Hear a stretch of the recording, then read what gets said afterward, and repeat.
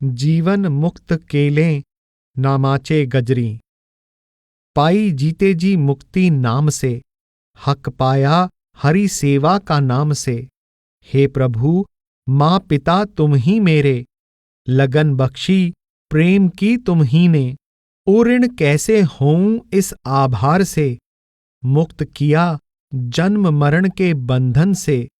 बना सहभागी मैं मुक्ति पर्व का, कहें नामदेव भेद न जानते वेद पुराण नाम का। ध्यान के आंखों से ऊपर और मध्य पूरी तरह एकाग्र तथा स्थिर हो जाने पर आत्मा के अंतर में शब्द की कई प्रकार की ध्वनियां सुनाई देती हैं। यहां नामदेव जी शब्द के बादलों जैसे गर्जन का उल्लेख करते हैं। आप कहते हैं कि नाम के गर्जन ने मुझे जीते जी मुक्ति दिला दी और परमेश्वर की सेवा करने का अधिकारी बना दिया। हे उदार केशव यानी परमात्मा, तू ही मेरी मां है और तू ही मेरा बाप है। तूने मुझे इस भवसागर से निकाल लिया है। मैं तेरे इस ऋण को कभी नहीं उतार सकता। तूने मुझे अपने प्रेम की अमूल्य दात बख्शी है, जिससे मैं मुक्ति पाने का अधिकारी बन गया हूं। नामदेव जी कहते हैं कि यह भेद वेदों और पुराणों की पहुंच से भी बाहर है। मृत्यु के समय जब आत्मा पांवों के तलवों से ऊपर की ओर सिमटती है तो शरीर को अकथनीय पीड़ा सहन करनी पड़ती है। सहजोबाई फरमाती हैं, सहजो मृत्यु के समय पीड़ा होए अपार। बीछू 1000 ज्यों डंक लगे इकसार। जब साधक अपनी सुरत को सिमरन और ध्यान द्वारा आंखों के ऊपर और मध्य एकाग्र करता है तो जैसे जैसे ध्यान पांवों के तलवों से ऊपर की ओर सिमटता है उसे शरीर में पीड़ा महसूस होती है। परंतु जब अभ्यास पक्का हो जाता है तो ध्यान सहज रूप से आंखों के ऊपर और मध्य स्थिर हो जाता है। यह अवस्था प्राप्त हो जाने पर न केवल मृत्यु का भय सदा के लिए समाप्त हो जाता है, अपितु अंतर में शब्द की ध्वनि और शब्द के प्रकाश में से अकथनीय आनंद की प्राप्ति होती है। नामदेव जी कहते हैं, जौ गुरुदेव तक बैकुंठ तरय, जौ गुरुदेव तक जीवत मरय। जब गुरु के उपदेश अनुसार जीते जी मरने की अवस्था प्राप्त हो जाती है तो जीव भवसागर से पार हो जाता है और वह प्रभु के निज धाम में पहुंच जाता है। अपनी वाणी में कबीर साहिब ऐसा ही भाव प्रकट करते हुए कहते हैं, कबीर जिस मरने ते जग डरै, मेरे मन आनंद। मरने ही ते पाइये पूरन परमानंद।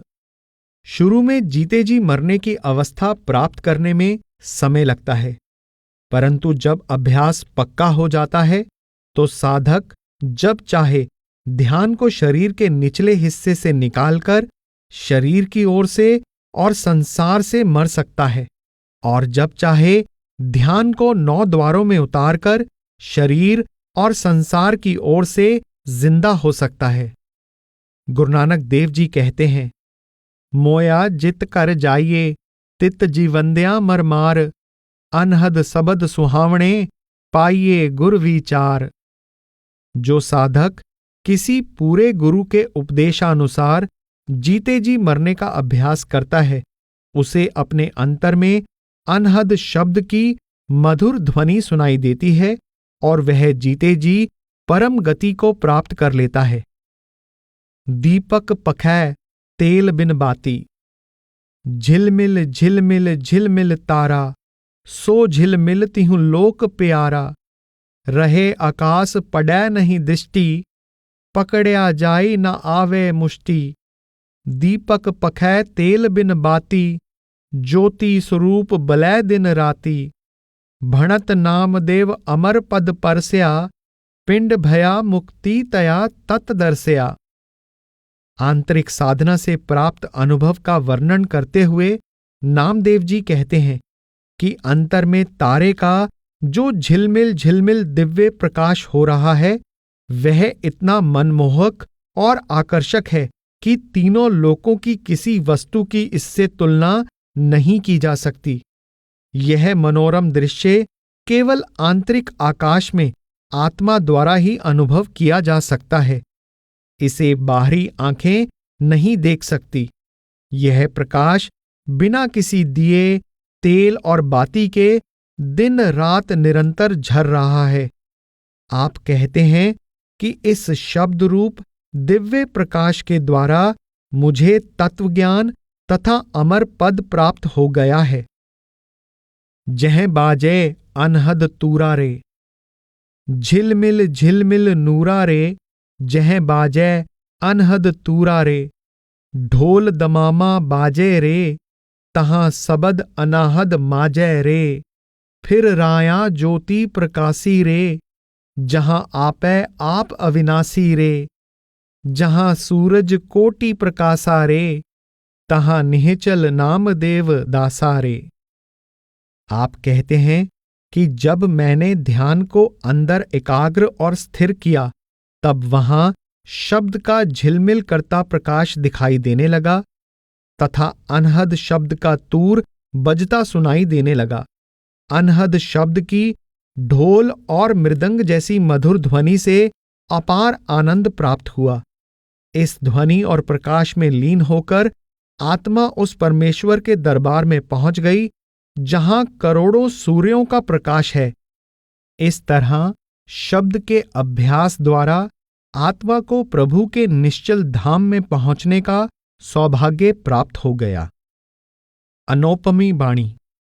जागो ना बैरागी जोगी, यही अनौपमी बाणी जी, झिलमिल झिलमिल होई निरंतर, सो गत बिरलो जानी जी।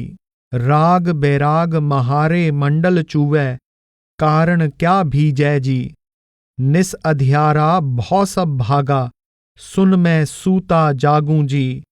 नारी नसार तांते नहीं तुम्बा, पत्र पवन ना पाणी जी, एकै आसन दोई जन बैठा, रावल नैरो हिताणी जी।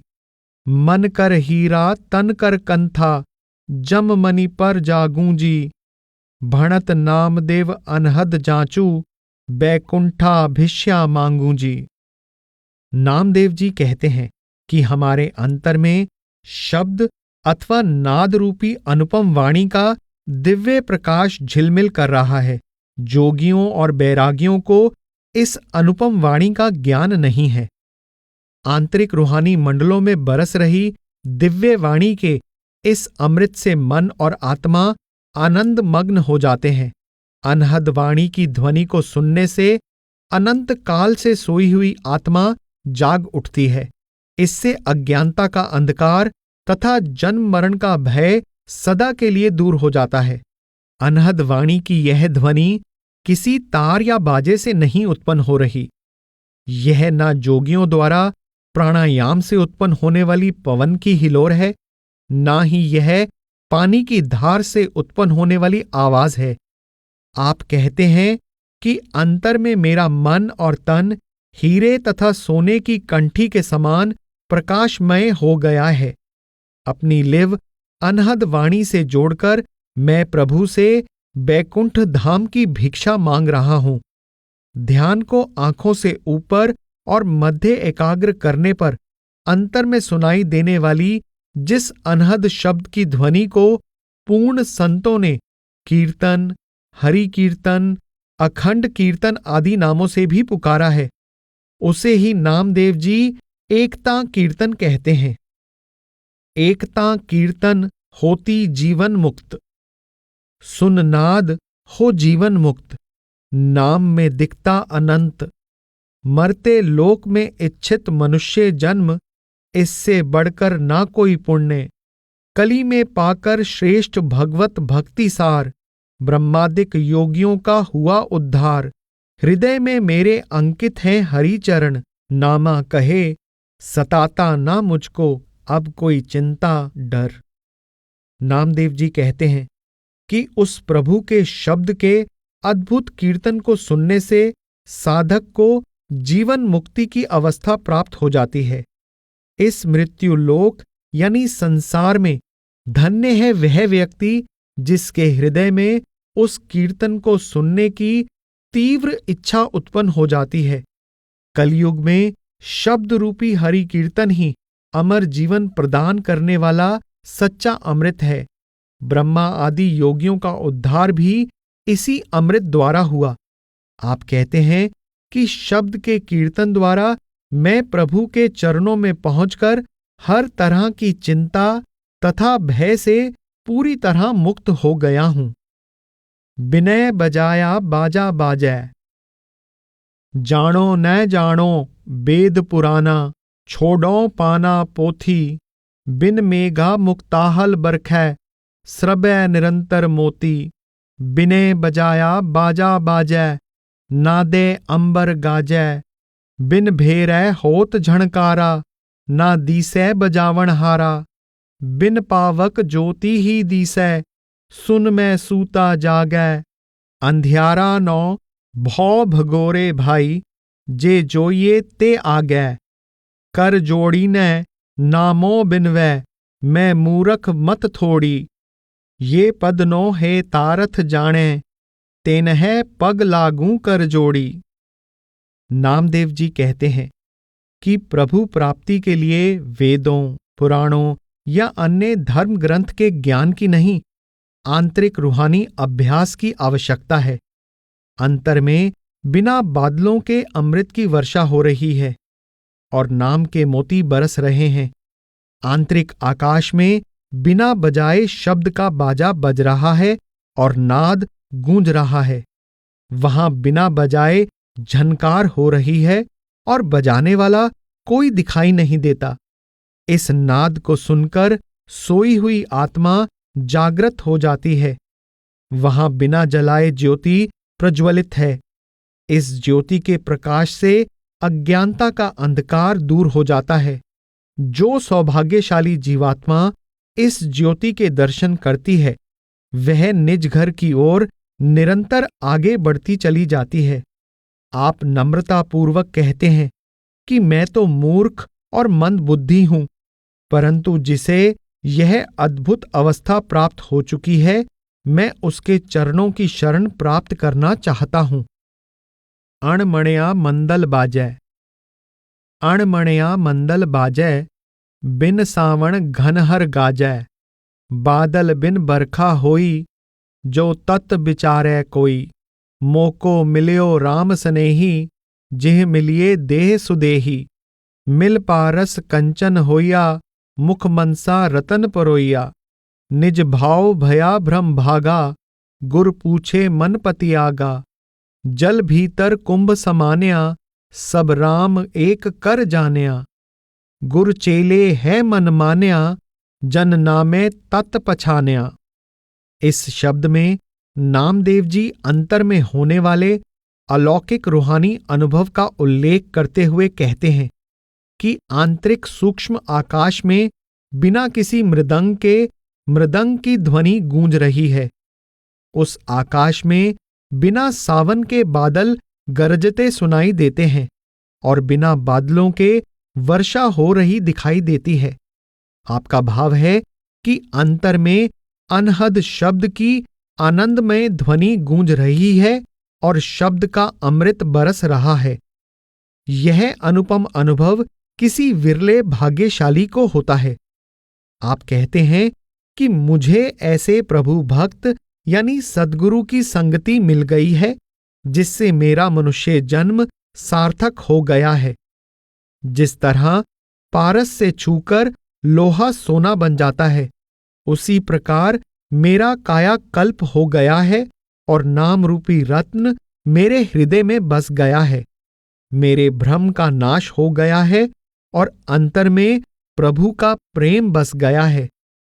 सद्गुरु के ज्ञान द्वारा मेरा मन वश में आ गया है। अब आत्मा रूपी कुंभ यानी घड़ा प्रभु रूपी सागर में समा गया है और मुझे सर्वत्र वह प्रभु दिखाई देता है। सद्गुरु की शरण तथा कृपा द्वारा मुझे परम तत्व का बोध हो गया है। सबद अनाहद बोलै। देवा बेन बाजै गगन गाजै, सबद अनाहद बोलै, अंतर्गत की जाने नाही, मूरख भरमत डोलै। चंद सूर दो समकर राखूं, मन पवन दिठ डांडी, सहजे सुखमन तारा मंडल, ए विद तृष्णा खांडी। बैठा रहूं न फिरूं न डोलूं, भूखा रहूं न खाऊं, मरूं न जीऊं अहनिस भुगतूं, नहीं आऊं नहीं जाऊं। गगन मंडल में रहन हमारी, सहज सुन ग्रह मेला, अंतर धुन में मन बिलमाऊं, कोई जोगी या गम लहेला। पाती तोड़ न पूजूं देवा, देवल देव न होई, नामा कहे मैं हरि की सरना, पुनरपि जन्म न होई। इस पद में आप रूहानी अभ्यास की संपूर्ण विधि पर प्रकाश डाल रहे हैं। आत्मा का रूहानी सफर आंखों से ऊपर शुरू होता है। अंदर बाईं ओर की सूक्ष्म नाड़ी को संतों ने चंद्र, यमुना या ईड़ा कहा है। दाईं ओर की नाड़ी को सूर्य, गंगा या पिंगला कहा है। मध्य की नाड़ी को सुषमना कहा है। इन तीनों नाड़ियों के संगम को त्रिवेणी कहा जाता है। नामदेव जी कहते हैं कि जब मैंने ईड़ा, पिंगला और सुषमना का संगम कर लिया तो मुझे सहज समाधि की अवस्था प्राप्त हो गई। उस अवस्था में मन वश में आ जाता है और जीना मरना, आना जाना समाप्त हो जाता है। यह अवस्था किसी पूर्ण योगी को प्राप्त होती है। इस अभ्यास द्वारा सबसे ऊपरी मंडल में पहुंचकर आत्मा को शब्द की वीणा जैसी ध्वनि सुनाई देती है। संत नामदेव जी पद के अंत में कहते हैं कि मुझे शब्द की साधना द्वारा यह अवस्था प्राप्त हुई है। मुझे देवी देवताओं की मूर्तियों की पूजा की और किसी अन्य प्रकार की भक्ति की आवश्यकता नहीं है। अब मुझे प्रभु की शरण प्राप्त हो गई है और मेरा आवागमन से सदा के लिए छुटकारा हो गया है। अनहद बेन बजावुगो, वेद पुराण शास्त्र अनंता, गीत कबित ना गावुगो, अखंड मंडल निरंकार में है, अनहद बेन बजावुगो, बैरागी राम ही गावुगो। सबद अतीत अनाहद राता, आकुल कै घर जाऊगो, ईड़ा पिंगला अरु सुखमना, पौने बंद रहाउगो। चंद सूरज दुई सम कर राखो, ब्रह्म ज्योति मिल जाऊगो। तीरथ देख न जल में पैसो, जियो जंत न सताऊगो। 68 तीरथ गुरु दिखाए, घट ही भीतर नहाऊगो। पंच सहाई जन की शोभा, भलो भलो न कहाऊगो। नामा कहे चित हरिस्यों राता, सुन्न समाद समाऊगो। मुझे प्रभु की महिमा करने के लिए बाहरी वाद्यों तथा बाहरी शब्दों का सहारा लेने की कोई जरूरत नहीं है। इसलिए मैं वेद, पुराण, शास्त्र के अनंत गीत और कविताएं नहीं गाऊंगा। मैं तो अंतर में उस निराकार प्रभु के अविनाशी मंडल में अनहद शब्द की वीणा से लिव लगाऊंगा। मैं मन से दुनिया के पदार्थों का मोह मिटाकर सच्चा वैरागी बन गया हूं। अब मैं प्रभु का ही गुणगान करूंगा तथा उस निराकार प्रभु के प्रेम द्वारा उस मुकाम पर पहुंच जाऊंगा जहां अनहद शब्द निरंतर हो रहा है। नामदेव जी कहते हैं कि मैं शब्द के अभ्यास द्वारा ईड़ा, पिंगला और सुषमना तीनों के संगम पर पहुंचकर आत्मा रूपी ज्योति को प्रभु रूपी परम ज्योति में लीन कर दूंगा।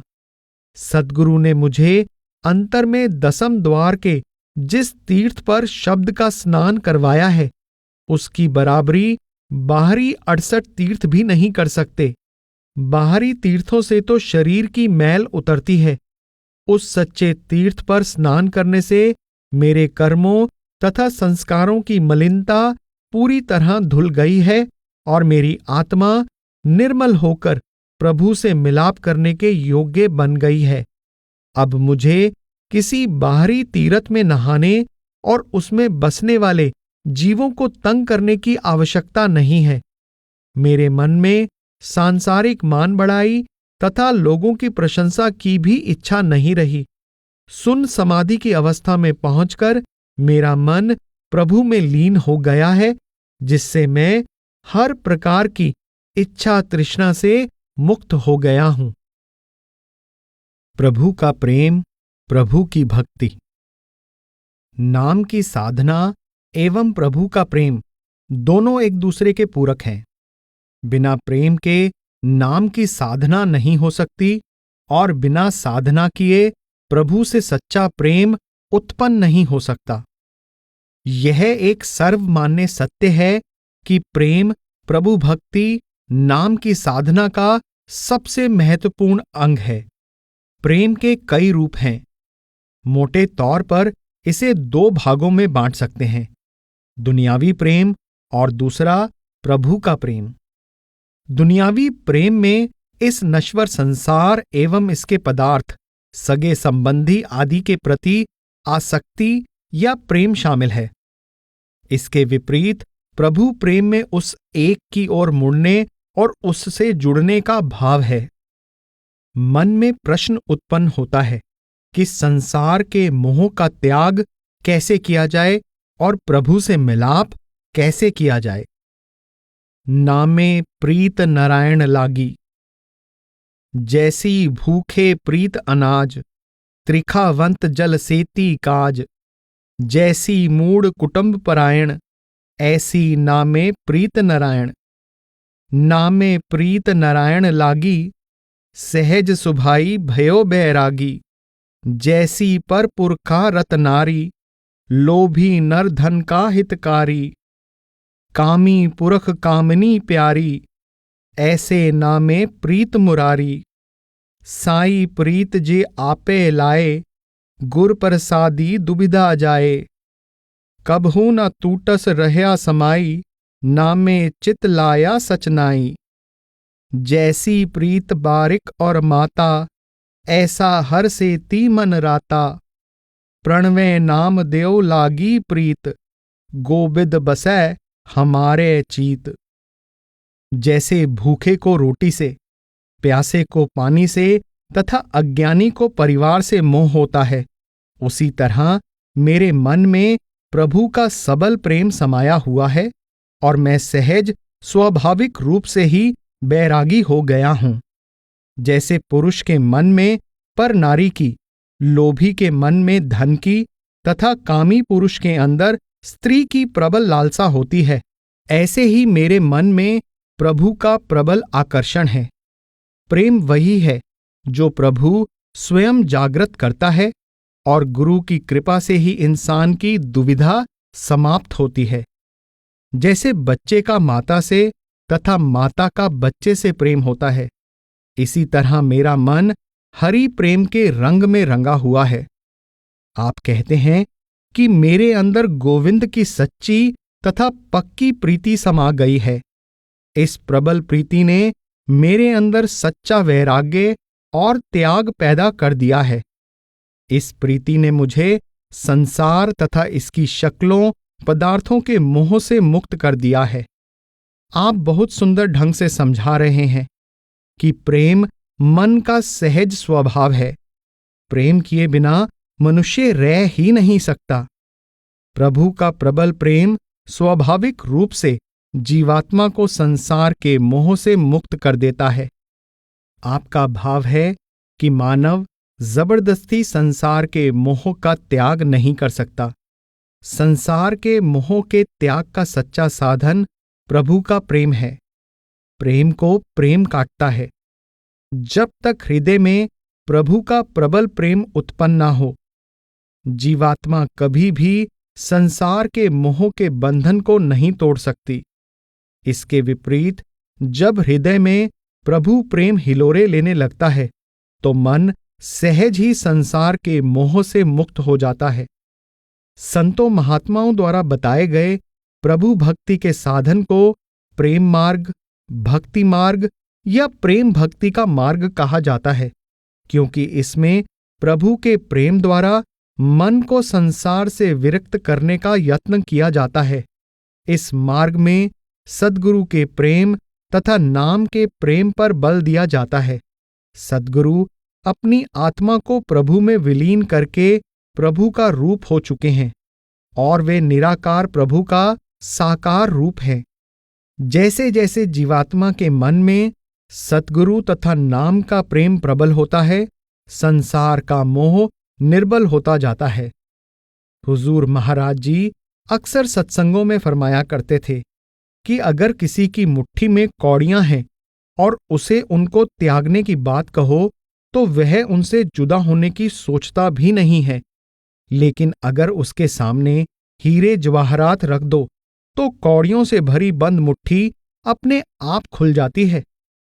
दुनियावी पदार्थों का प्यार कौड़ियों की तरह है तथा प्रभु प्रेम हीरे जवाहरात की तरह है। ज्यों-ज्यों हम नाम की साधना करते जाते हैं, प्रभु के प्रति प्रेम बढ़ता जाता है और दुनियावी प्रेम घटता जाता है।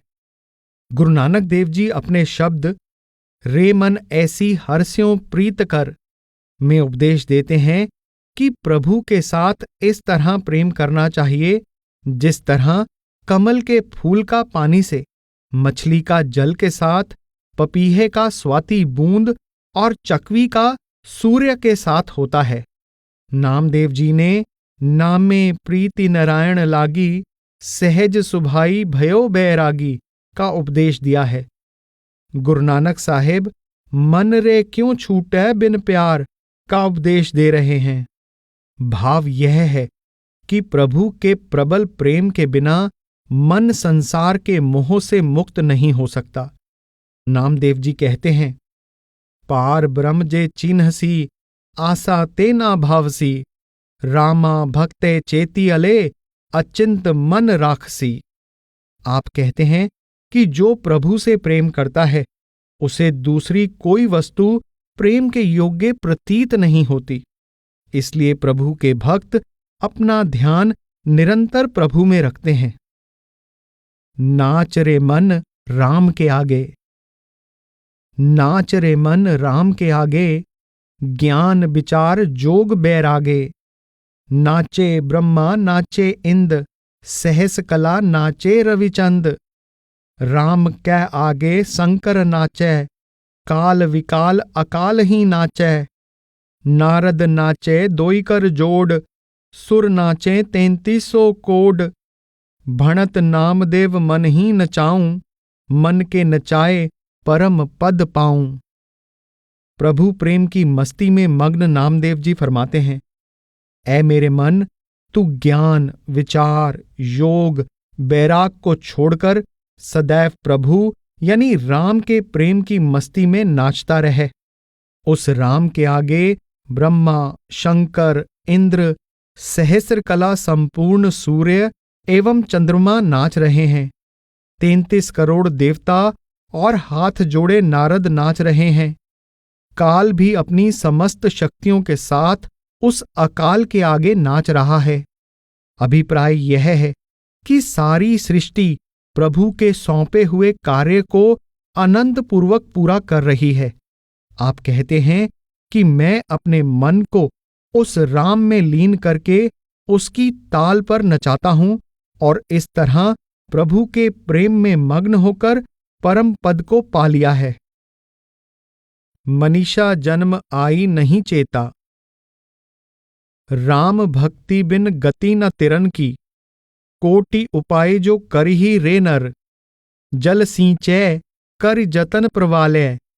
आम बबूल न फल ही रे नर, आपा थाप और कु नींदै। गर्व मान के मारे फिर पीछे पछताओगे बोरै। रतन न मिलहीं उधारे रे नर, यह ममता अपनी जिन जानो। धन जोबन सुतदारा, बालू के मंदिर बिनस जाहींगे। झूठे करू पसारा रे नर, जोग न भोग मोह नहीं माया। का भयो बन मैं बासा, चरण कंवल अनुराग न उपजै। तब लग झूठी आशा रे नर, मनीषा जन्म आई नहीं चेता। अंधे पशु गवारा, तेरे सिर काल सदा सर साधै, नामदेव करत पुकारा रे नर। नामदेव जी चेतावनी देते हैं, प्रभु भक्ति के बिना भले ही करोड़ों उपाय कर लिए जाएं, मुक्ति प्राप्त नहीं हो सकती। बबूल के पेड़ को चाहे कितने भी उत्तम जल से क्यों ना सींच लें, उस पर कभी आम का फल नहीं लग सकता। लोग अहम के वश होकर अपनी प्रशंसा और पराई निंदा करते हैं। अंत में पछताने के सिवाय हाथ कुछ नहीं आता। दुर्लभ जन्म का मौका फिर नहीं मिलता। वे मोहवश धन, यौवन, पुत्र, स्त्री आदि को अपना समझने की अज्ञानता करते हैं। वास्तव में ये सब रेत की दीवार के समान अस्थायी हैं, झूठा पसारा हैं। जब तक मन में प्रभु अथवा सद्गुरु के प्रति प्रेम पैदा नहीं होता, योग तथा भोग, सन्यास तथा गृहस्थ सभी निष्फल हैं। ऐ इंसान, तेरे सिर पर काल रूपी शिकारी अपना तीर साधे खड़ा है और तू मनुष्य जन्म के दुर्लभ अवसर को अज्ञानी पशु की भांति व्यर्थ गवा रहा है। प्रभु प्राप्ति के लिए इंसान जो भी यत्न करता है, उसका मूल उद्देश्य मन को संसार से मोड़कर प्रभु से जोड़ना है। इसके लिए कुछ लोग कई प्रकार के कर्मकांड का सहारा लेते हैं। कुछ लोग हठ कर्मों द्वारा मन को संसार से उपराम करने का यत्न करते हैं। कुछ लोग घर गृहस्थी के त्याग पर बल देते हैं, तो कुछ ग्रंथों शास्त्रों के ज्ञान द्वारा मन को संसार से उपराम करने का यत्न करते हैं। नामदेव जी समझाते हैं कि इन सभी प्रयत्नों से मन थोड़ी देर के लिए दब सकता है, परंतु यह संसार के मोह से सदा के लिए मुक्त नहीं हो सकता। संत महात्मा समझाते हैं कि त्याग प्रेम पैदा नहीं करता, प्रेम त्याग पैदा करता है। त्यागी कहने को तो घर गृहस्थी का त्याग कर देते हैं, परंतु उनका मन संसार में ही आसक्त रहता है। मन में भोगों की इच्छा दब जाती है, परंतु उसकी जड़ कायम रहती है। जैसे ही भोगों की आंधी चलती है, राख के नीचे दबी तृष्णाओं तथा विकारों की चिंगारी फिर से भड़क उठती है। इसके विपरीत जब प्रभु के नाम का आनंद प्राप्त होता है, तो हर प्रकार के इंद्रिय भोग तथा सांसारिक ऐश्वर्य तुच्छ प्रतीत होते हैं। ज्ञान मार्गी ज्ञान द्वारा यह बात स्थापित करने की कोशिश करते हैं कि मनुष्य का वास्तविक आधार शरीर, इंद्रियां या मन न होकर आत्मा है। बातों से यह तथ्य स्थापित कर देना आसान है, किंतु जब तक रूहानी अभ्यास द्वारा मन को इंद्रियों से और फिर आत्मा को मन से अलग नहीं किया जाता, ना मनोवृत्ति बदलती है और ना ही इच्छाएं तृष्णाएं वश में आती हैं। संत महात्मा प्रभु के अनंत गुणों का वर्णन करते हैं। इससे उनका वास्तविक उद्देश्य हमारे मन में प्रभु के प्रति प्रेम और भरोसा उत्पन्न करना होता है। संत मत का संक्षिप्त सार ही यह है कि संसार का मोह जीवात्मा को संसार के साथ बांधकर रखता है और प्रभु का प्रेम उसे संसार के मोह से मुक्त करके प्रभु से मिला देता है। संत चरणदास जी का वचन है, मिटते सू मत प्रीत कर, रहते सू कर नेह, झूठे कू तज दीजिए, सांचे में कर गेह। आप उपदेश देते हैं कि संसार और इसके पदार्थ झूठे हैं, इसलिए इनसे प्रेम करना अज्ञानता है। वह प्रभु परिपूर्ण है, वह परम सत्य है। केवल उसके प्रेम तथा मिलाप से ही पूर्ण और शाश्वत आनंद की प्राप्ति हो सकती है। इसलिए केवल प्रभु से ही प्रेम करना चाहिए।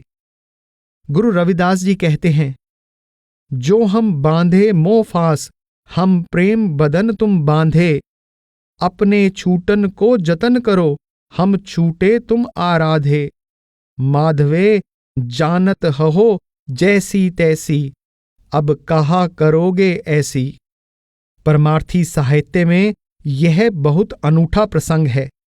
इसमें एक प्रेमी प्रभु से कहता है, हे मेरे प्रियतम, तूने मुझे संसार के मोह से बांधा हुआ था, अब मैंने तुझे अपने प्रेम के बंधन में बांध लिया है। मैंने तो तेरे प्रेम के द्वारा संसार के मोह के बंधन तोड़ लिए हैं। अब तू मेरे प्रेम के बंधन को तोड़कर दिखा। हे प्रभु, तुझे मालूम है कि मेरी तेरे साथ कितनी गूढ़ और पक्की प्रीति है। तू इस प्रीति के बंधन को नहीं तोड़ सकता। हरि भज, हरि भज, हरि भज मूल। हरि भज, हरि भज, हरि भज मूल। बिन हरि भजन परै मुख धूल। अनेक बार पशु हवे अवतर्यो, 184 भरमत फिर्यो। पायो नहीं कहीं विश्राम, सतगुर सरन कह्यो नहीं राम। राज काज सुत बित सब जाई, अविनाशी सौ प्रीत लगाई। इहीं उन्मान भगत व्रत धरै, जरा मरन भव संकट टरै। गुण सागर गोविंद गुण गाई, अपनो विरद बिसर जिन जाई। प्रणवत नामदेव संत सधीर, चरण सरन राखे हरिनीर। हे प्राणी, तू उस एक परमात्मा की भक्ति में लग जा, नहीं तो तेरी अनमोल देह खाक में मिल जाएगी, धूल में मिल जाएगी। तू कई बार पशु की योनि में आया और 84 में अनंत काल तक भटकता रहा। तुझे पल भर के लिए भी चैन नहीं मिला, विश्राम नहीं मिला, और ना ही तू उन योनियों में राम का नाम ले सका। राजपाट, धन दौलत, पुत्र आदि सब नाशवान हैं। अब तुझे मनुष्य जन्म का अनमोल अवसर मिला है। तू उस अविनाशी प्रभु से एक चित्त होकर प्रेम करने का संकल्प ले, तब आवागमन तथा भवसागर के दुखों से मुक्त हो जाएगा। तू अपने मान सम्मान को भुलाकर अनंत गुणों के सागर गोविंद को भज ले। आप कहते हैं कि संत दयालु हैं, वे तुझे अपने चरण कमल की ओट बख्श देंगे। बहुत से लोग देवी देवताओं, अवतारों आदि की पूजा भक्ति में खोए हुए हैं। संत नामदेव जी कहते हैं कि हे प्रभु, मैं आपके सिवाय किसी देवी देवता को अपना इष्ट स्वीकार नहीं करता। मुझे सिर्फ आपका प्रेम, आपकी भक्ति और सेवा ही सर्वोपरि है। आप सब सुखों का भंडार हैं। आप सच्चे दाता हैं। आप मेरे जीवन का आधार हैं। आप ही मेरे माता पिता और गुरु हैं। मेरा जो कुछ है आप हैं। मैं सपने में भी किसी दूसरे के बारे में नहीं सोच सकता। सच्चा वैराग्य तथा त्याग भी प्रेम द्वारा ही संभव है, और बड़ी से बड़ी कुर्बानी की शक्ति भी प्रेम ही प्रदान करता है। विवश होकर किसी की ओर खिंच जाना प्रेम है। जिससे प्रेम करते हैं उसे सबसे बड़ा समझते हैं और अन्य सभी चीजों को उससे छोटा समझते हैं। जिससे प्रेम करते हैं उसे पाना चाहते हैं, और जिसे पाना चाहते हैं उसे पाने के लिए सब कुछ खो देने के लिए तैयार हो जाते हैं। जिससे प्रेम करते हैं उसे प्रसन्न करना चाहते हैं। उसे प्रसन्न करने के लिए जो साधन अपनाते हैं वह उसकी भक्ति तथा पूजा है। पूर्ण संतों ने परमात्मा को प्रेम रूप कहा है। आत्मा परमात्मा की अंश है, इसलिए आत्मा भी अपने विशुद्ध अवस्था में प्रेम रूप है। प्रेम परमात्मा और आत्मा के अस्तित्व का निज स्वरूप है। जिसमें जो गुण प्रधान होता है उसे वही गुण सबसे अधिक प्रसन्न करता है। परमात्मा प्रेम रूप है, इसलिए उसे प्रेम सबसे प्रिय है। आत्मा प्रेम रूप है, इसलिए इसके लिए प्रेम करना अति सरल और स्वाभाविक है। संतजन समझाते हैं कि यदि परमात्मा को प्राप्त करना चाहते हो तो उससे प्रेम करो। प्रेम करना तुम्हारे लिए सबसे सहज और सरल कार्य है। वर्तमान अवस्था में भी तुम्हारे जीवन का आधार प्रेम है। इस समय तुम धन दौलत से, मित्रों संबंधियों से अथवा मान सम्मान से प्रेम कर रहे हो, तुम्हारा प्रेम बिखरा हुआ है, कण कण बन चुका है। तुम अनेक वस्तुओं और व्यक्तियों में बटे हुए प्रेम को एकाग्र करके प्रभु प्रेम में बदल दो। तुम दुनिया को बड़ा समझने के बजाय प्रभु को बड़ा समझना शुरू कर दो और दुनिया को अपना बनाने के बजाय प्रभु को अपना बनाने का यत्न करो। दुनिया ना कभी किसी की बनी है और ना बन ही सकती है। प्रभु तुम्हारा है, तुम प्रभु के हो। तुम प्रभु के बन सकते हो और प्रभु को अपना बना सकते हो। दुनिया नाशवान है और प्रभु अविनाशी है। दुनिया अपूर्ण है, प्रभु पूर्ण है। अपूर्ण और नाशवान से प्राप्त होने वाला सुख भी अपूर्ण और नाशवान होगा। पूर्ण और अविनाशी प्रभु से प्राप्त होने वाला आनंद भी पूर्ण और अविनाशी ही होगा। इसलिए तुम अपने प्रेम का आधार बदल दो। दुनिया को अपने प्रेम का आधार बनाने की बजाय प्रभु को अपने प्रेम का आधार बना लो। संत महात्मा समझाते हैं कि यदि प्रभु धन से मिलता हो तो संसार में जो अधिकांश निर्धन है वे उससे वंचित रह जाएंगे।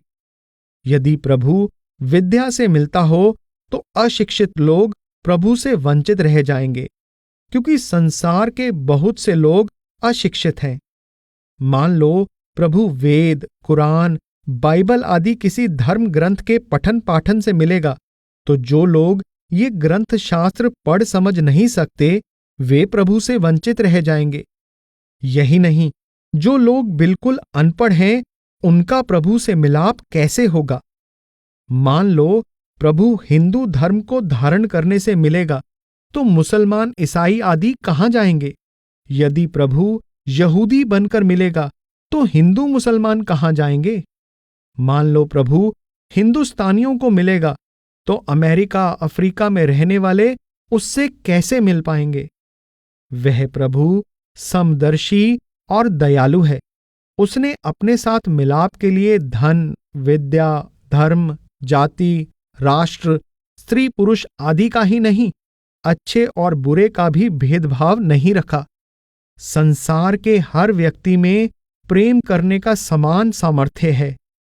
संसार का हर प्राणी बिना किसी भेदभाव के हर समय, हर स्थान पर और हर परिस्थिति में प्रभु से प्रेम कर सकता है। इसलिए प्रभु ने अपने साथ मिलाप का अति सरल और अति सुगम, सार्वजनीन, सार्वकालीन और परिवर्तन रहित साधन निश्चित किया है, और वह है प्रेम। भक्ति का संबंध केवल प्रेम से है। संत महात्मा अनेक ढंग से हमें यह बात समझाने का यत्न करते हैं कि प्रभु भक्ति का संबंध प्रेम तथा मन की निर्मलता से है। प्रभु प्रेम से खाली ऊंची जाति का व्यक्ति कभी भी प्रभु से मिलाप नहीं कर सकता। इसके विपरीत, भले ही किसी व्यक्ति का जन्म साधारण जाति में क्यों ना हुआ हो, यदि उसके मन में प्रभु का प्रेम हिलोरे ले रहा है तो उसका प्रभु से अवश्य मिलाप होगा। प्रभु न जाति पांति देखता है और ना ही अमीरी गरीबी। उसे ना विद्वान की विद्वता रिझा सकती है और ना ही अनपढ़ की अविद्या उसे प्रभु से दूर रखने का कारण बन सकती है। प्रभु प्राप्ति का एकमात्र साधन प्रभु का सच्चा प्रेम है।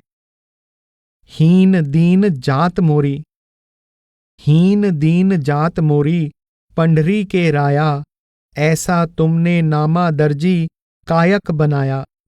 टाल बिना लेकर नामा राउल में गाया, पूजा करते ब्रह्मन उनैन बाहेर ढकाया। देवल के पीछे नामा अल्लख पुकारे, जिधर जिधर नामा उधर देवल ही फिरे।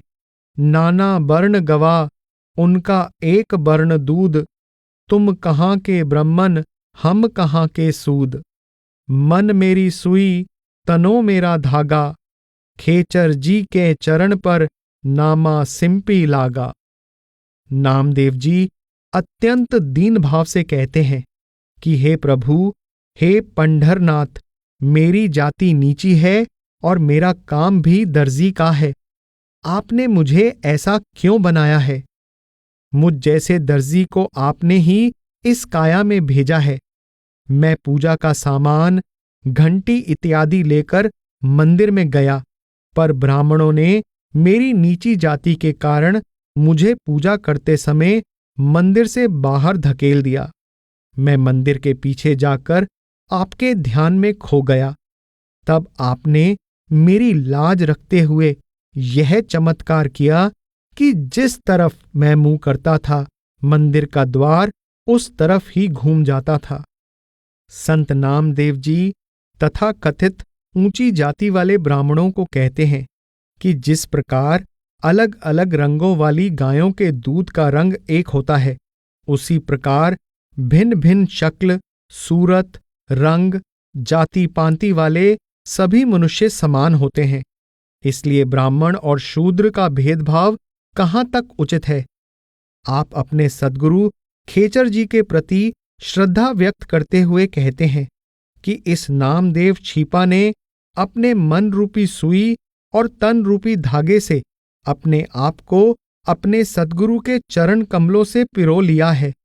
नामदेव जी ने इस पद में अपने गुरुदेव के प्रति आभार प्रकट किया है कि उन्होंने नामदेव की जाति की परवाह किए बिना उसे अपनी शरण में लेना स्वीकार कर लिया। इसी घटना का जिक्र अपनी वाणी में इस प्रकार किया है। मोको तू न बिसार, तू न बिसार, तू न बिसारे रामैया, आलावंती इहो भ्रम जो है मुझ ऊपर सब को पिला। सूद सूद कर मार उठाइयो, कहा करो बाप बीठुला। मुए हुए जो मुकत देहोगे, मुकत न जाने कोयला। ऐ पंड्या मोको ढेड कहत, तेरी पैज पिछौंडी होयला। तू जो दयाल कृपाल कहियत है, अतबुझ भयो अपारला। फेर दिया देहुरा नामे को, पंडियन को पिछवारला। आप कहते हैं कि हे प्रभु, मैं आपका जन हूं, कृपा करके आप मुझे अपने चरणों से लगाए रखें और मुझे कभी विसारे नहीं। अपने आप को उत्तम कुल के समझने वाले पुजारियों को यह भ्रम है कि वे इस मंदिर के मालिक हैं। इसलिए जब मैं मंदिर जाता हूं तो वे शूद्र शूद्र कहकर मेरा तिरस्कार करते हैं और मुझे मार पीट कर बाहर निकाल देते हैं। हे पिता परमेश्वर, मैं क्या करूं? यदि मैं मर गया और अपना भक्त जानकर आपने मुझे मुक्ति भी दे दी, तो इस मुक्ति का किसी को क्या पता चलेगा? ये पंडे और पुजारी तो मुझे ढेड यानी नीच कहकर दुत्कारते हैं। हे प्रभु, इससे तेरे ही नाम को बट्टा लगता है। हे प्रभु, आपको सब लोग दयालु और कृपालु कहते हैं। आपकी भुजाएं बहुत लंबी हैं। हे मेरे सर्वशक्तिमान प्रभु, आपके जन का इस प्रकार निरादर होना तो आपका ही निरादर है। नामदेव की ऐसी करुणामय पुकार सुनकर अपने भक्त की लाज रखते हुए प्रभु ने देहुरे यानी मंदिर को फेरकर देहुरे का मुंह नामदेव की ओर और उसकी पीठ पुजारियों की ओर कर दी। आप समझाना चाहते हैं कि ना तो प्रभु भक्त की जाति पांति देखता है और ना ही प्रभु से मिलकर प्रभु का रूप हो चुके संत महात्मा जीव को अपनी शरण में लेते समय उसकी जाति पांति आदि की ओर ध्यान देते हैं। गुरु अर्जन देव जी की वाणी है, चहो वर्ना को दे उपदेश, नानक उस पंडित को सदा आदेश। आप कहते हैं कि उस पूर्ण ज्ञानी को नमस्कार है जो क्षत्रिय, ब्राह्मण, वैश्य और शूद्र का भेदभाव किए बिना सब वर्णों के लोगों को प्रभु भक्ति में दीक्षित करता है। गुरु रामदास जी की वाणी है, खत्री ब्राह्मण सूद वैस को, जापे हरि मंत्र जपैनी, गुरु सतगुरु पार ब्रह्म कर पूजो, नित सेवो दिनस सब रैनी। आप कहते हैं कि सब वर्णों तथा जातियों के लोग बिना किसी भेदभाव के सद्गुरु की दीक्षा के अनुसार प्रभु भक्ति द्वारा प्रभु से मिलाप कर सकते हैं। गुरु अर्जन देव जी की वाणी है, खत्री ब्राह्मण सूद वैस, उपदेश चहो वर्ना को सांझा, गुरमुख नाम जपै उधरै, सो कल में काटकट नानक माझा। आप कहते हैं कि संत सद्गुरु का उपदेश सभी जातियों के लिए समान होता है।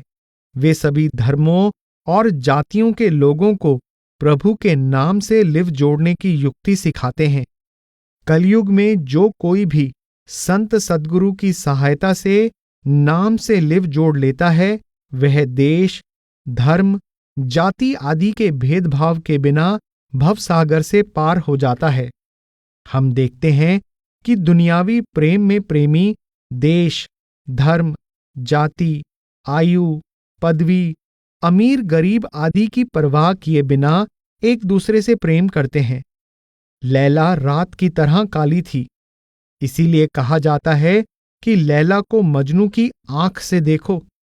माता को अपना काला, अंधा या अपाहिज बालक भी प्रिय लगता है। आत्मा और परमात्मा के प्रेम की तो बात ही अलग है। आत्मा और परमात्मा सजातीय हैं। आत्मा परमात्मा की अंश है। अंश में अंशी के प्रति और अंशी में अंश के प्रति स्वाभाविक प्रेम होता है। बूंदें पर्वत पर बरसती हैं, परंतु नदी में मिलकर बेतहाशा सागर की ओर दौड़ती हैं। प्रेम आत्मा में पहले से मौजूद है, परंतु यह प्रेम मनमाया तथा कर्मों और संस्कारों के पर्दों के नीचे ढका हुआ है। बिजली के बल्ब पर 4-5 काले पर्दे लपेट दिए जाएं तो उसका प्रकाश दिखाई नहीं देता। पर्दे हटते ही प्रकाश दिखाई देने लग जाता है। इसी तरह सद्गुरु की संगति तथा नाम के अभ्यास द्वारा कर्मों और संस्कारों के आवरण दूर होते ही आत्मा के अंदर ढका हुआ प्रेम जगमगाने लगता है।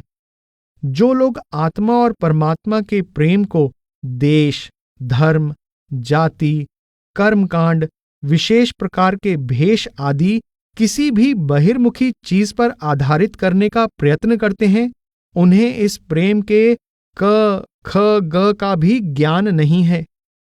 संत रविदास जी कहते हैं, रविदास उपजई सब इक नूर ते, बामन मुल्ला शेख, सबको करता एक है, सबकू एक ही पेख। रविदास जी कहते हैं कि ब्राह्मण, मुल्ला या शेख सभी परमात्मा के एक ही तेज से उत्पन्न हुए हैं। सबका सृजनकर्ता एक है, अतः सबको एक ही समान देखना चाहिए।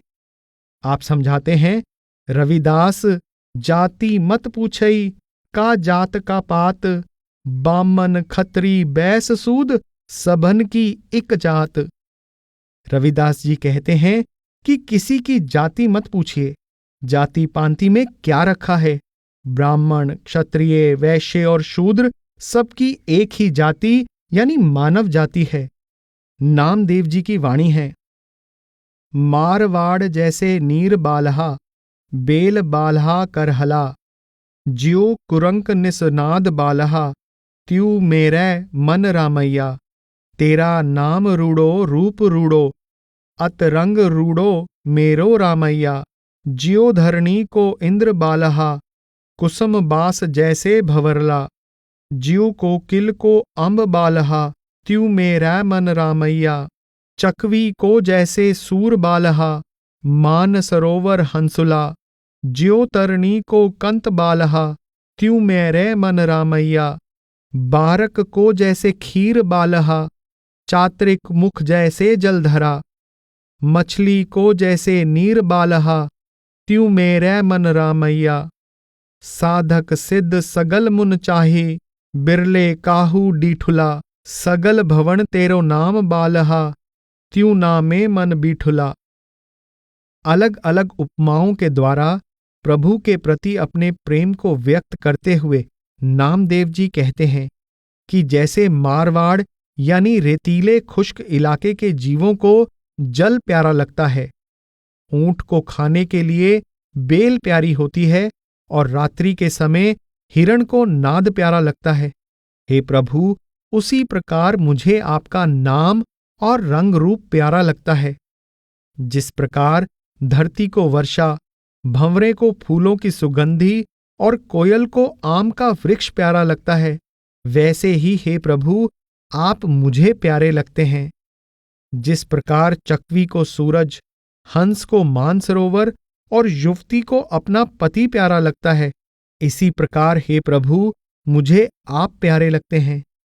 जैसे बच्चे को दूध, चात्रिक को स्वाति बूंद और मछली को जल से प्रेम होता है, ठीक उसी प्रकार हे प्रभु मुझे आपसे प्रेम है।